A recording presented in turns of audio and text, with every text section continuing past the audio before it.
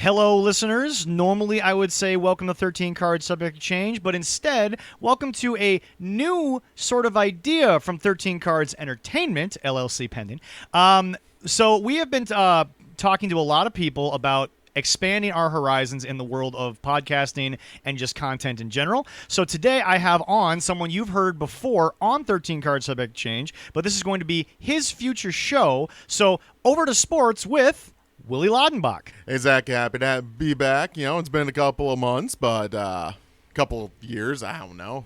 Time's irrelevant. So Will, the official name of the show will be... The official name of the show will be Here's Blank with Sports. Which is mostly just a joke we've been having as friends for years. So what this is, folks, is Leroy and I about 5 years ago put out what we called a Zero Session, which was an idea of what the show is going to be. So, Will, I think I'm going to open the Zero Session with probably the obvious question. Why should people come to this sportscast or sports podcast over other ones, considering there are 60 million of these in the world? Right. There are 60 million of them in the world. Mm-hmm. How many of them talk about Midwest sports? Not as many. Exactly. Other than, like, you know, hey, what are the Packers doing?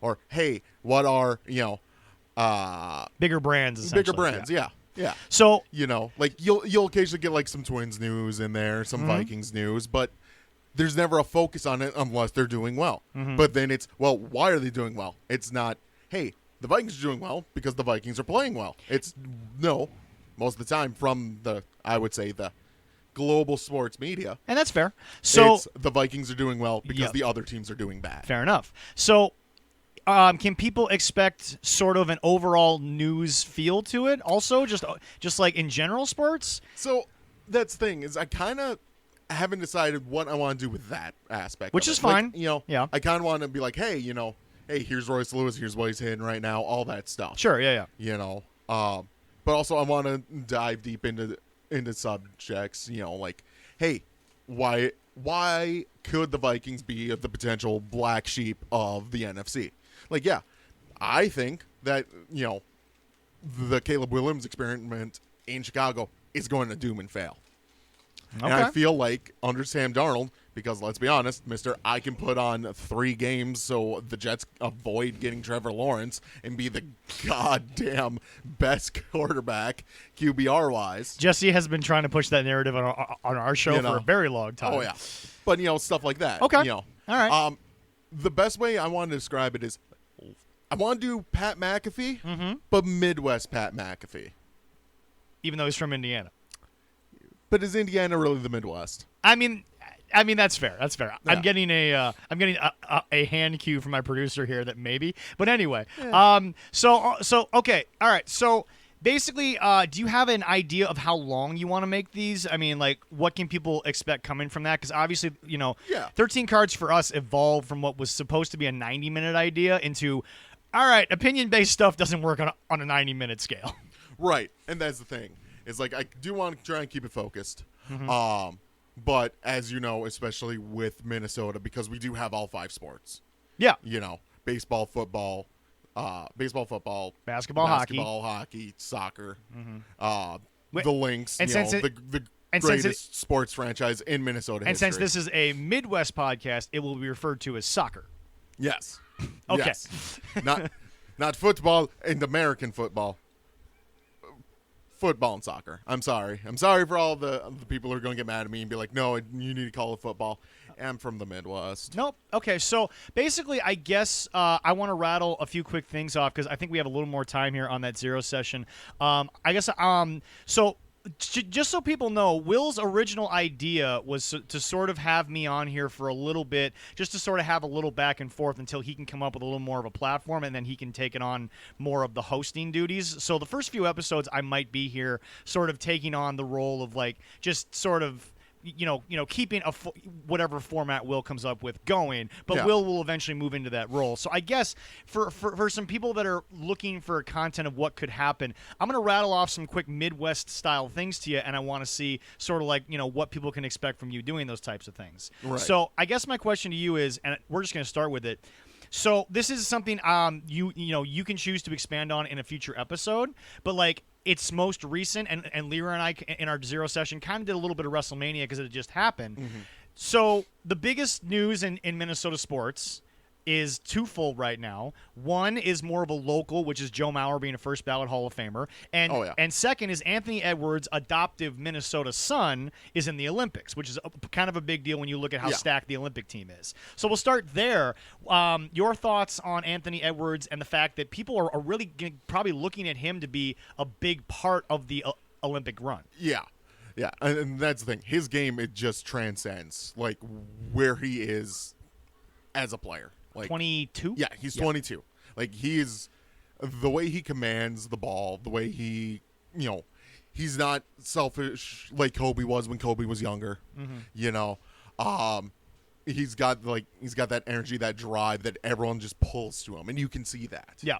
You know, I honestly think that him being such a focal point in the Olympics is going to put him more on a national stage. Was he a pick, do you think, more because of the most recent playoff run, or do you think he was actually picked to help? I think the playoff run helped him get picked and get solidified. Sure, yeah. However, I do also see, like, a lot of people have been talking about him becoming the new face of the NBA. Yeah. I really do see that. Okay. You know, he is, from every account I've read, more of a down-earth kind of a guy. You know, he's doing well. He's keeping his nose clean. All he wants to do is just win. And why not just make that guy the face of the NBA? You know? Do you think that the idea behind being more of a team guy is going to put him into that sort of weird LeBron category that, let's be honest, part of, I think, why people have not gravitated as much mainstream to LeBron as the face of the NBA in terms of the star, and it's still, Michael, is the media still looks at basketball as a one-on-one sport, even though it is a team game. Yeah. Do you think that that's something that's going to hurt him trying to become a face? I don't think so. Simply because he is going and staying with the team that drafted him, right? He did sign the 5-year Yep, extension, he which is at least signed- another 3 years. Yep, he signed the extension with the Wolves. And let's be honest, Minnesota for basketball, very small market. He could have went anywhere. Well, Jesse and I have this conversation a lot off mic, which is there's pressure to win, but there really isn't. Yeah. I mean, like, let's be honest, just going to the Western Conference Final, getting TNT, NBA on TNT to come to Minnesota, that alone probably gets him a free meal anywhere in South St. Paul or North Minneapolis. Yeah, and that's the thing is, like, he wants to win, and he wants to win here. Okay. And I don't think with Edwards you're going to get into that super team idea like you do with LeBron. You know, like, I mean, look at the Lakers right now. Okay. You know, yeah, Bronny, hey, it's great. It's a great story. He's starting to get minutes that he doesn't deserve. His level of play isn't there. Okay. Yeah. And I honestly believe, like, you know, unless the Lakers look at LeBron and say, like, he needs to develop, he's staying in G League. Okay. And if there's pushback there, Bronny's going to come up. Sure. He's going to play with his dad, and the Lakers are going to go nowhere. So before we get into it, now, see, the reason why I'm going to split this up is because I know you're going to go off on it because the hat. So do you expect to have, like, a lot of, like, your friends come on, and, like, are you going to talk a lot? Are you going to, like, bounce ideas off? Are you going to try to get people every week, or can people expect the consistency of the show to be kind of your takes? Yeah. So I kind of, the best way to be is like, hey, here's what Zach thinks. Okay. Zach's probably still going to be here.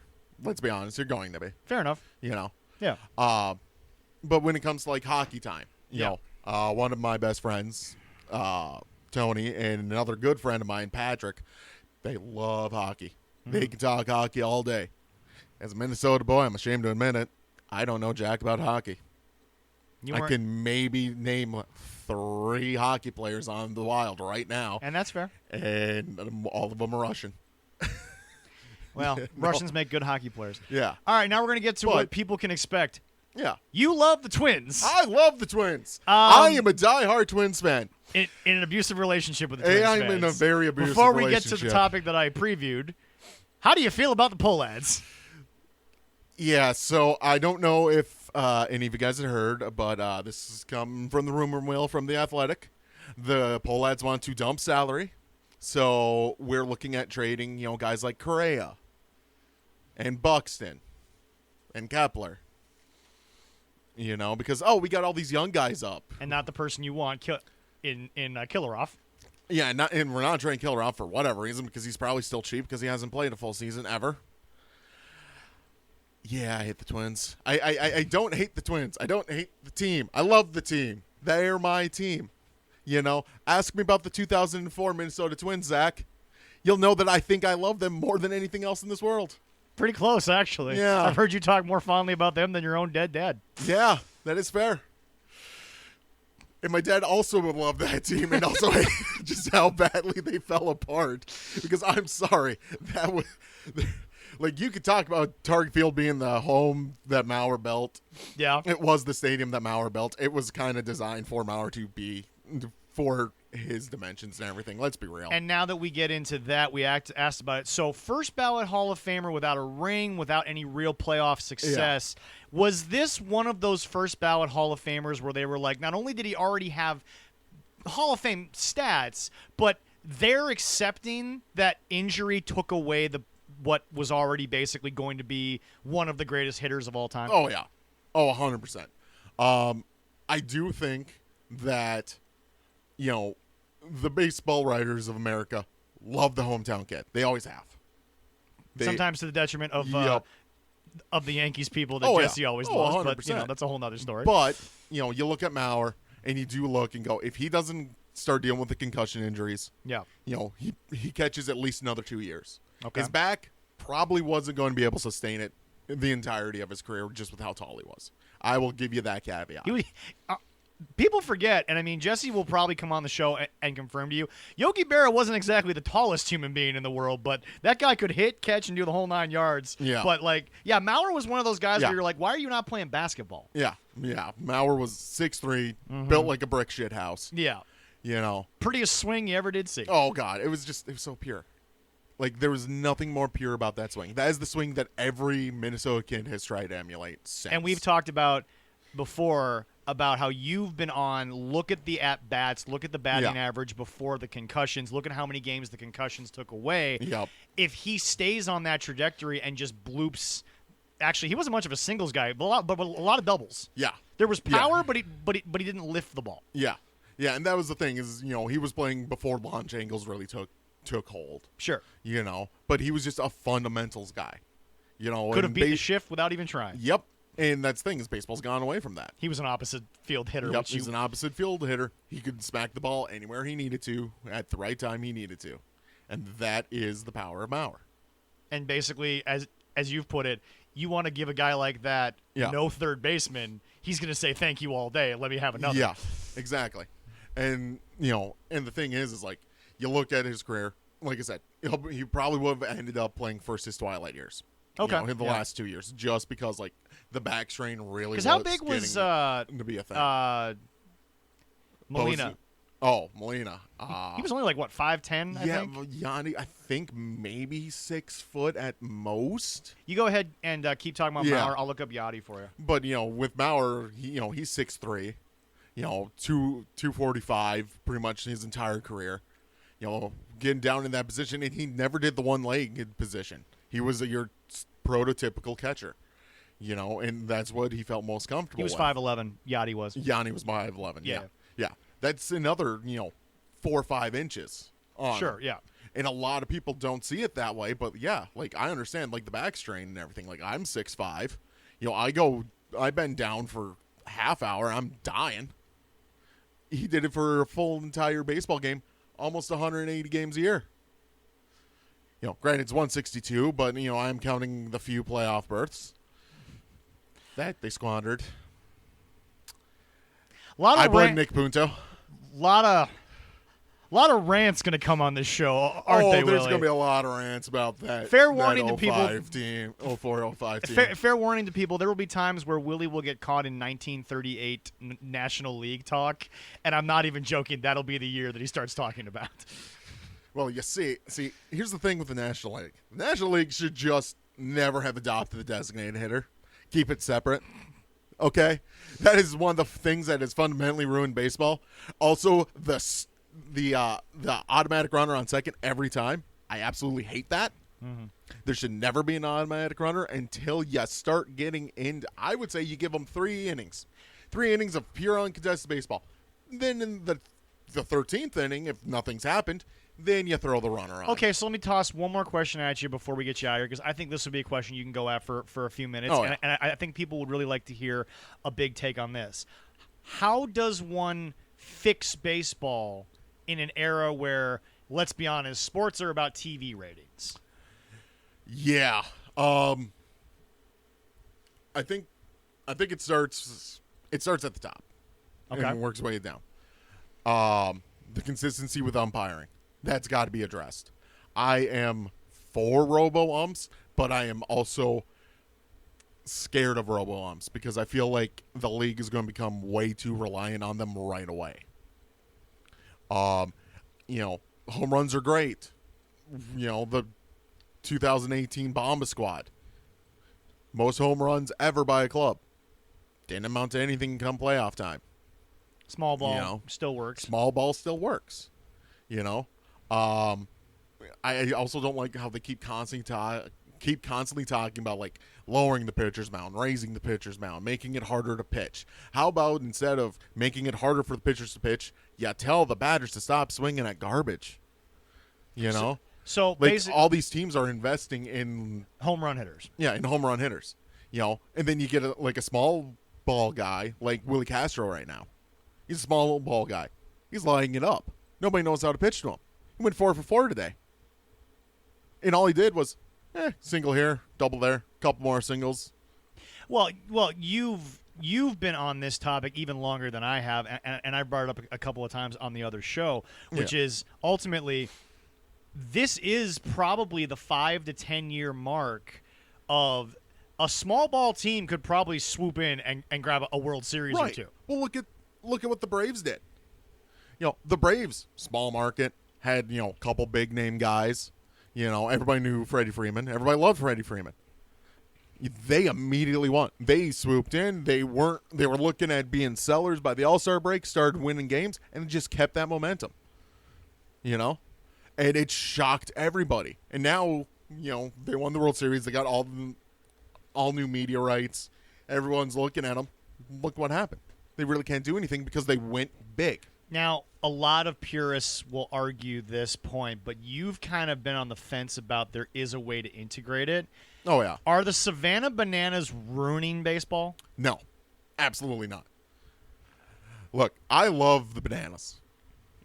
Me being the baseball guy, love it. Yeah. Get people engaged in the game. They put 42,000 people in National Stadium. The Nationals can't even do that. Yeah. No. And here's the thing. So the Bananas come in, right? It's new interest. It's new blood in the sport. Like, oh, man. I'm not saying turn baseball into that. No. That is not what I'm saying at all. No. But that is a good jumping on point for everybody. Like, hey, it's fun. It's Do you dumb. think It's the baseball Harlem takes itself Globetrotters. too seriously? Yes and no. Okay. Yes, I think baseball takes itself too seriously in terms of, I hate new age stats. Okay. I could care less about an OPS. I could care less about slugging percentage. I could care less about, hey, this guy, his righty-lefty splits. And you'll go into in-depth the on middle. these stats when you Yep. actually run an Yeah. episode. Yeah. Yeah. Like the guy who's got the righty-lefty splits, if it's dark and it's raining, he bats .332. And Well, that's a stat that he's carrying No, now. I think the best baseball has looked in the last 10 years was the very first Field of Dreams game. Oh, yeah. I mean, but Yeah. but okay, do you think that they should turn it into something like the NFL does where let's be honest here, the anthem thing, despite the controversy politically, really started to show people how much of a spectacle an individual game is. Right. Even if you have a game like Jacksonville and New York where, let's be honest, they're fighting for Trevor Lawrence, they both suck. Mm-hmm. Sorry, Jesse, who's sitting next to me. But they turn it into a TV show as much as it is an athletic contest. Oh, yeah. And when you watched that game, Fox had the introductions. They brought Kevin Costner out. They had unique uniform type things. They made a spectacle about it. Yeah. And do you think that they could do that 162 times a year? I really don't think they could. Okay.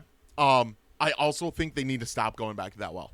You did it the first time. It was great. It was magical. So you don't like once a year? If you've watched the past two, they've sucked. So do you think it needs to be something where they need to pick certain teams that are already playing and just move a game away from whoever you can stadium's do that, hosting it? or Okay. hey, maybe do a little big league game. Okay. Like if yes, Field of Dreams is the quintessential baseball movie. But there's also been way more. You've had For the Love of the Game. You could probably do that real easily. Okay. You also have Moneyball, which is more on the inside.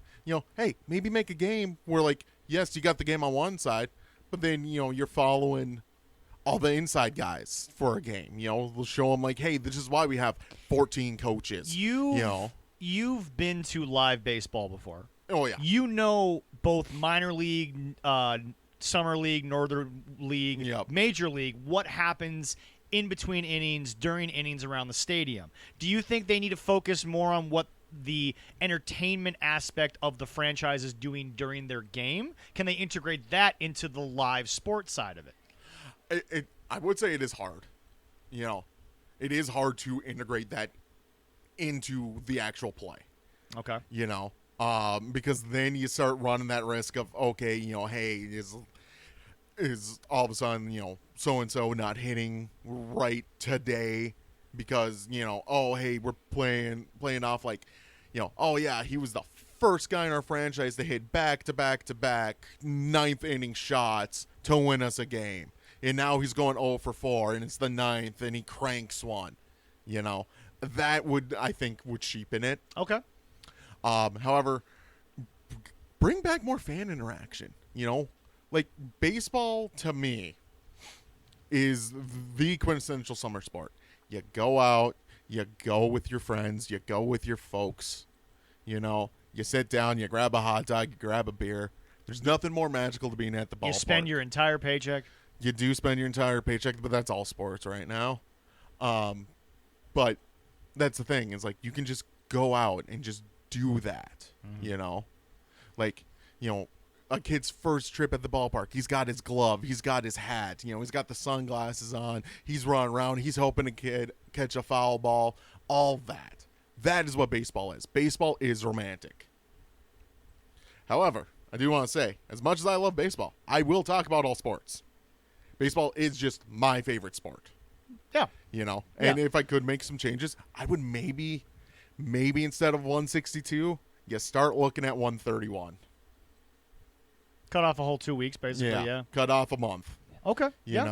Maybe I would say start around Memorial Day, and then you can finish it up and, by about you can still end in October. Okay. Yeah. Or maybe you start earlier and in September, right on, go Memorial Day to Labor Day. Okay. You could probably do that. Yeah. Because the NFL's a juggernaut. Yeah. And baseball ratings dip the second. Even though that's their playoff time. Yeah. Would you ever take away the idea of October? Because it is so ingrained into That's the sport. thing. It's really hard to talk about that. Because one thing that Jesse brings up all the time on our show, especially when it relates to wrestling, which is trying to find its own, niche in programming. Let's be honest.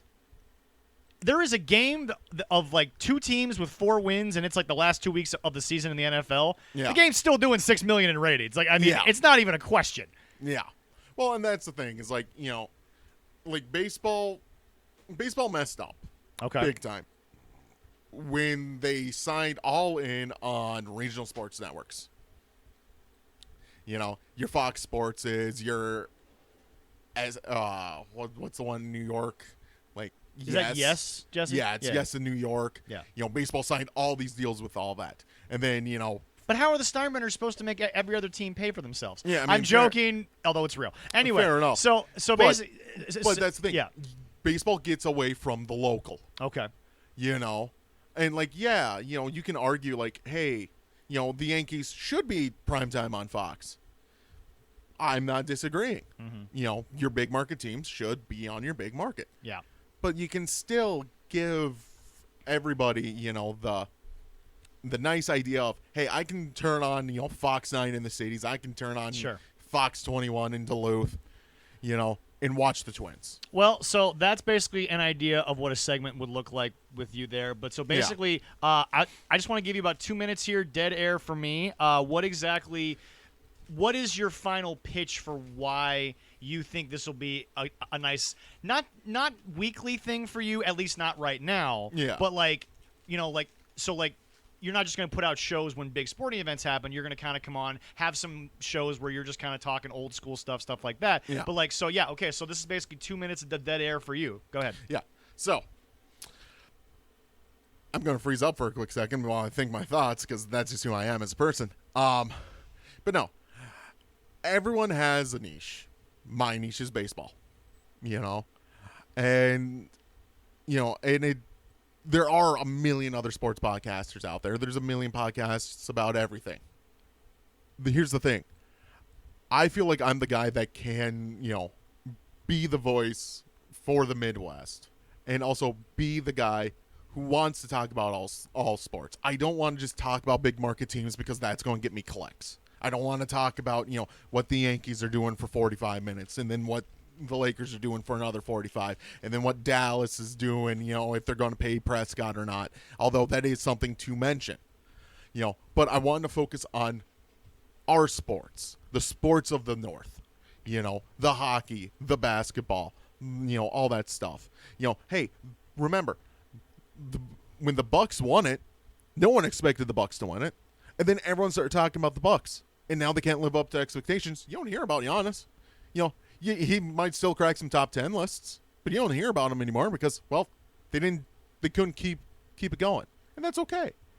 Because as a Midwest guy, you know, hey, my team is a smaller market team, and he beat all the best. Why not celebrate that? By a toenail. Yeah, but he still won.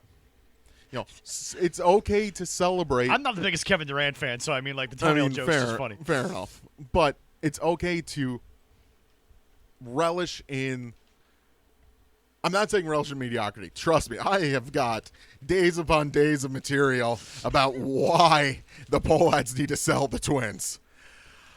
But it should be, let's talk about the great moments of the small market teams of the Midwest. And now before we go, what type of structure should they expect? This is not going to come off newsy very much. Is this going to be a very free-flowing idea, or do you want to have a certain level of structure that people can expect from it? You know, the first couple, I'm going to be honest, I don't know what I'm doing. I'm winging it. Perfect. That's been my life motto. But I feel like, you know, as more and more people listen and, you know, and I get the feedback from the audience, you know, like, hey, what do you guys want to hear about?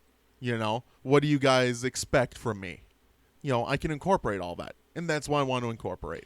That was Willie Laudenbach for Over to Blank with Sports, and hopefully we will be able to get some feedback from you guys. Again, a future production of 13 Cards Entertainment coming. Will, thanks for doing this quick little zero session here. And, yeah, glad you can have me. And I hope you can get some good feedback out of it. And your first episode should be coming down the pipeline there. Yep. And I think I say this from the people in the room. We're looking a lot of forward to working with that, helping it grow, and making sure that you get what you get out of this.